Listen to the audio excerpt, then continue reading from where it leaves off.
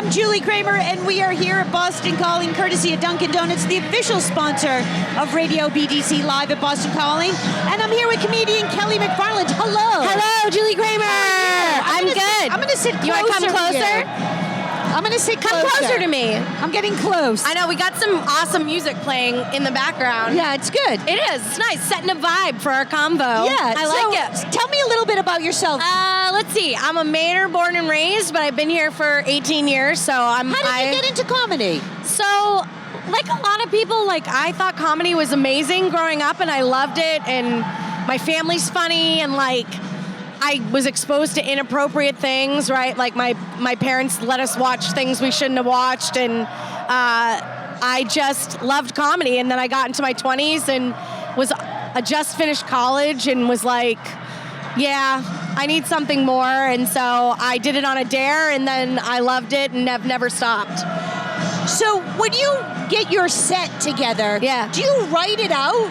Like, do you practice it? How does that work? Well, I think everybody has different methods for writing. So I also write short stories, but my set is a different thing. Like, if I'm writing comedy, I write like what's funny for me, right? And I really like to write about things I know in my perspective. So it's easy to come up with a premise and outline it, and then take that story to the stage and just practice it until kind of the funny unfolds a little bit. Now, do you practice in front of your family or a mirror? No, I believe in taking it right to the stage, because your family isn't honest. Like, they're like, right? You don't, right. I want people to either be like, nope, or they love it. Right. And that's how you gauge and how you get better. And have you ever been really severely heckled? Oh, yeah. Oh my God, yeah. How do you handle a heckler? I handle it by, I used to like get mean, but now that I'm older and I literally am like exhausted with dealing with horrible people, I think that's a part of growing up, right? You like get to a point where you're like, I'm not gonna bother with that. My energy's not worth that. So now I just shame people into being quiet. Do you think people go to comedy shows, some people just to heckle? Yeah, I do. I think that there's like people that think they're helping and they're super brave when the lights go down, and they think you can't see or hear, but you can. Like you can hear, and you're not a hologram. Like you're there, you're present. Yeah. And I don't care, but like if someone does it, that's fine.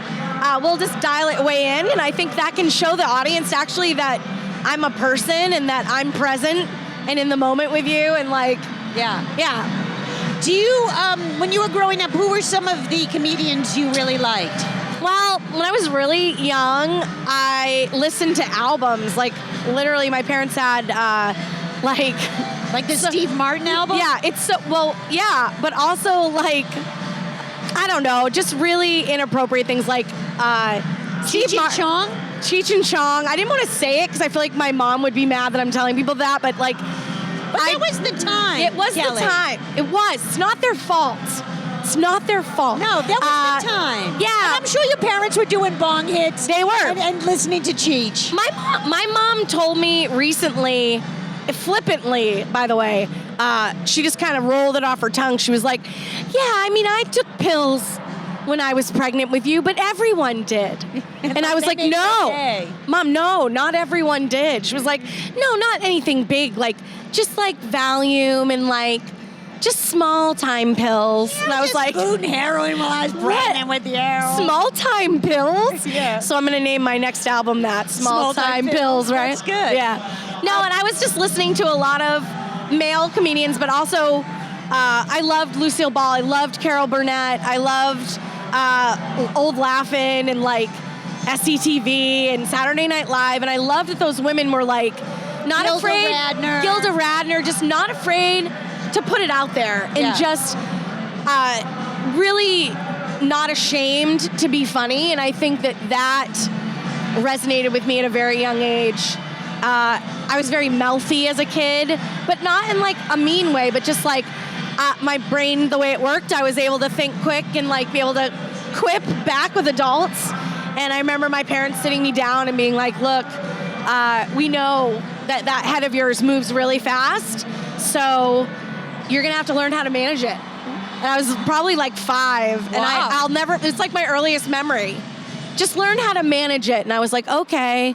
And I swear, I just kind of Learn talked. how to manage it. Now mommy's going to go pop some pills. Right. And go take a nap. Yeah, now that I'm older, I'm like, Mom, this is the result of taking mild pills Yeah. while you're pregnant with someone. Yeah. Look at me now. I know she ripped butts too and drank, so it's Yeah, like, so there you go. thanks. I thought it was just the weight problem, but apparently I've got other shit going on. You know? Yeah. It's like right on that Cheap Trick song. You know, mommy's all right. Yeah. Daddy's all right. Yeah. Just seem a little. Yeah. Yeah, totally.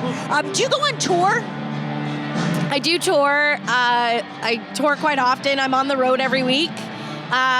So I try to get out of town, but I also love being home. I love playing in Boston. And There used to be, I was talking to some comedians the other day. Do you remember back in the day when there were like comedy clubs on every corner? every corner, yeah. It was a little before my time, but I remember early 90s, so like late 80s, early 90s, I would come to comedy clubs, like Nick's Comedy Stop. Yeah. Was like, Comedy do you remember Connection. going there? It was like, yeah, and the Comedy Connection was huge.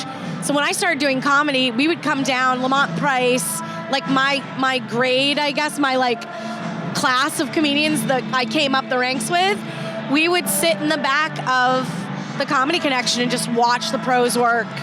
And it was just, that's how you learn. That's how you absorb it all, and you just kind of, watch the Kevin Knoxes and the Lenny Clarks and the, Steve Sweeney and Don Gavin. Barry Crimmins. You and- watch those guys work it out, and you just try to dial into that focus. And of course, like the Gary Gallmans too, and the Dane Cooks, and those guys came along, and you're watching them now, and you're just striving to be, as good or as driven as those guys, and that's I think what keeps you in it. Yeah. Yeah, It's good. It's fun. Yeah, it's so fun. You're fun. Thanks. Kelly MacFarland, thank you very much for talking to us. Thanks for having me. We are at Boston Calling, courtesy of Dunkin' Donuts, the official sponsor of Radio BDC Live at Boston Calling.